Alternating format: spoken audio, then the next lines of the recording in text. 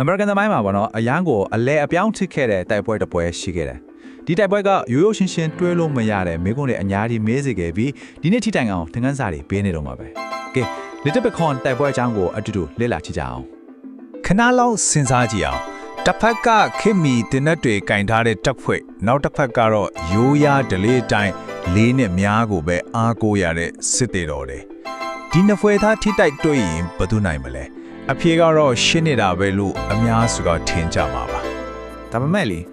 သမိုင်းကပေးတဲ့အဖြေကတော့ကျွန်တော်တို့ထင်ထားတာနဲ့ပြောင်းပြန်ဖြစ်သွားစေရတယ်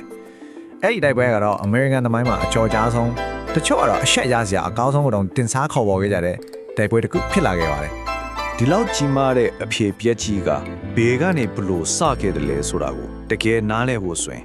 ပฏิပတ်ခရဲ့အရင်မြစ်အဲ့ဒီမြေပေါ်မှာနက်နက်ရှိုင်းရှိုင်းအမျက်တော်နေတဲ့ပြဿနာရဲ့အစကိုပြန်တွားကြည့်ဖို့လိုပါတယ်ပထမဆုံးအတင်ကလုံးဝမေ့ထားလို့မရတဲ့အချက်ကတော့ဥရောပကနေလူတွေရောက်မလာခင်ထောင်စုနှစ်တောင်းများစွာကလေးကဒီမြေကြီးဟာ Native American မျိုးနွယ်စုရပေါင်းများစွာရဲ့အိမ်ဖြစ်ခဲ့တယ်ဆိုတာပါပ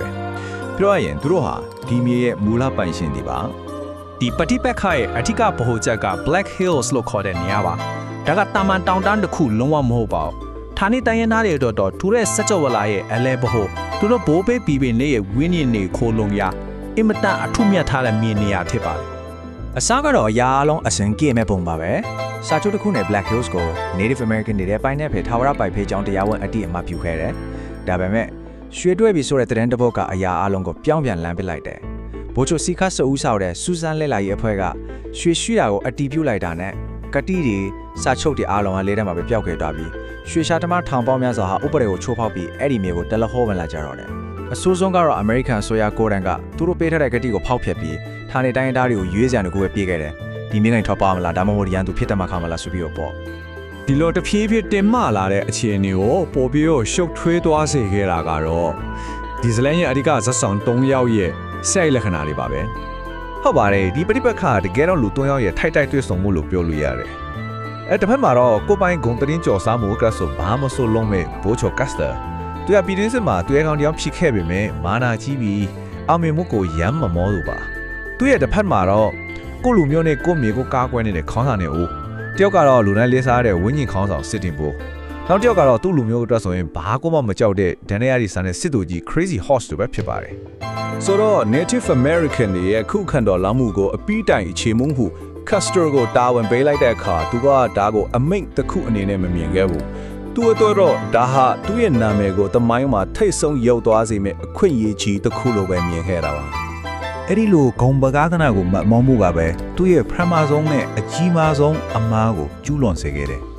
အောင်ပွဲရဲ့ဂုံကိုဘယ်သူနဲ့မှမခွဲဝေခြင်းတဲ့စိတ်နဲ့အထက်အမိန့်တွေကိုလှိလူရှုတယ်စစ်ကူတပ်ပွဲတွေလာတာကိုတော့မဆောင်ပဲတယောက်တည်းအောင်ပွဲခံဖို့ရှေ့ကိုအပြေးအလွန်ဖရက်သွားခဲ့တယ်သူ့ရဲ့စစ်ဗျူဟာကတော့စောက်ထဲကအတိုင်းပါကန်ထဝင်ရက်တိုက်စစ်နီးပြပါပေါ့သူ့ရဲ့တပ်ကိုထုံးပွဲခွဲပြီးရန်သူရွာကိုအရှိတောင်မြောက်သုံးဘက်သုံးတန်ကနေတပြိုင်နဲ့ဝင်တိုင်းအဲ့ဒီလိုဆိုရင်ရန်သူတွေလုံးဝထွက်ပြေးစရာမရှိတော့ပဲပိတ်မိသွားမယ်လို့သူထွက်ခဲ့တော့သူမပါတဲ့စစ်သားအင်အားကကြောက်ရွံ့လောက်ရှိတယ်ဒီအင်အားနဲ့ဆိုရင်အောင်ပွဲကသူ့လက်ထံမှာကျင်းတည်တယ်လို့သူကထထချယုံကြည်ထားခဲ့တာပါဒါပေမဲ့တကယ်တမ်းသူ့ကိုအသင်ဆောင်ယူနေတဲ့ Native American စစ်တေတော်အင်အားကအယောက်2000နီးပါးလောက်ရှိနေခဲ့ပါတယ်အဲ့ဒါကပဲသူ့ရဲ့ဒုတိယမြောက်သေးစင်နိုင်လောက်တဲ့အမှားဖြစ်သွားခဲ့တယ်သူကသူ့ရဲ့ပြိုင်ဘက်ကိုလုံးဝကိုအထင်သေးလုံးခဲ့ပါတယ်အဲ့ဒီနောက်ဘာဆက်ဖြစ်မလဲဆိုတာတွေးကြည့်လို့ရမှာပါသူ့ရဲ့စီစဉ်ကကြောက်စရာကောင်းလောက်ပြောင်းပြန်ဖြစ်သွားခဲ့တယ်သူခွဲထုတ်လိုက်တဲ့တပ်ဖွဲ့တွေကရန်သူကို1600ဆင်မဲ့အစားကိုလိုင်း1600ထက်ဝန်းသွားလို့ဖြစ်သွားခဲ့ပြီးအင်အားစမတန်များတဲ့ပြင်သူတို့အင်းကိုကာကွယ်လို့စိတ်ပြင်းထန်နေတဲ့စစ်သေးတို့ရဲ့ဝိုင်းဝန်းချစ်မွန်းကိုခံလိုက်ရပါတယ်ကစတာပါဝင်သူ့ရဲ့တပ်ဖွဲ့ဝင်210လုံးအဲ့နေရာမှာပဲကြာဆုံးခဲ့ရပါတယ် Native American တွေတော့ဒါဟာလုံးဝကိုပြီးပြည့်စုံတဲ့အောင်ပွဲတစ်ခုပါပဲဒါပေမဲ့အရန်ကိုဝမ်းနည်းစရာကောင်းတာကအဲ့ဒီအောင်ပွဲကပဲသူတို့ရဲ့အဆုံးသတ်ရဲ့အစလည်းခက်သွားခဲ့ပါတယ်ဒီဖြစ်ပျက်ရဲ့ခြေခွဲဆယ်အကောင်းတဲ့ကံကြမ္မာကိုဒီစကားတစ်ခွက်နဲ့အကောင်းဆုံးဖော်ပြနိုင်ပါတယ်အောင်ပွဲရဲ့ညီကုန်းဟာကြာရှုံးမှုရဲ့ညီတန်ဖြစ်ခဲ့တဲ့ကစတာရဲ့ရှုံးနိမှုက American ပြည်သူတွေကိုဒေါသထွက်စေခဲ့ပြီးအစိုးရကအဲ့ဒါကိုအခွင့်ကောင်းယူခဲ့တယ်လက်တွန့်ပြန်မှုကတိတ်ကိုမြန်ဆန်ပြီးရစကြမ်းကျုပ်ခဲ့ပါတယ်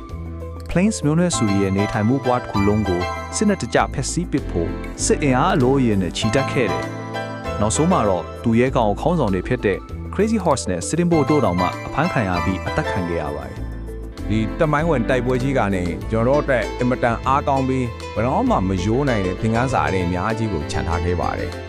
ဂတ်စတာရဲ့မာနနဲ့စပြီးချိုးဖောက်ခံခဲ့ရတဲ့ဂတိစကားအထိဒီသမိုင်းကကျွန်တော်တို့ကိုပြင်းပြင်းထန်ထန်သတိပေးနေတာပါပထမသင်ခန်းစာကတော့မာနဟာတည်စင်နိုင်တဲ့အန်တီရတစ်ခုပါပဲပြိုင်ဘက်ကိုအထင်သေးခြင်းဟာပျက်စီးခြင်းရဲ့လမ်းစာပဲဒုတိယကတော့တရားမျှမတမှုဟာပဋိပက္ခမိကိုမွေးဖွားပေးတတ်တယ်ဂတိတစ်ခုကိုဖျက်လိုက်တာဟာအဆုံးမရှိတဲ့မိကိုစတင်လိုက်တာနဲ့အတူတူပါပဲနောက်ဆုံးအနေနဲ့တော့အောင်မြင်မှုဆိုတာခဏတာပဲဆိုတာကိုမပြေဖို့ပါပဲ ဒီနေ့ချင်းချီ Little Big Horn တိုက်ပွဲဟာမာနတရားမျှတမှုနဲ့ပဋိပက္ခတစ်ခုရဲ့တကယ်တမ်းမှုအကြောင်းကိုကျွန်တော်တို့ကိုမေခွန်ထုံနေစေပါပဲဒါကကျွန်တော်တို့ကိုစဉ်းစားစရာတစ်ခုခြံထားခဲ့ပါပဲကိုယ့်ရဲ့အိမ်ကိုယ့်ရဲ့နေထိုင်မှုဘဝကိုကာကွယ်ဖို့အတွက်ဘယ်လိုအခြေအနေမျိုးမှာနောက်ဆုံးတစ်ဆက်ထိတိုက်ပွဲဝင်ဖို့ဆုံးဖြတ်ချက်ချတဲ့လဲဆိုတာပါပဲ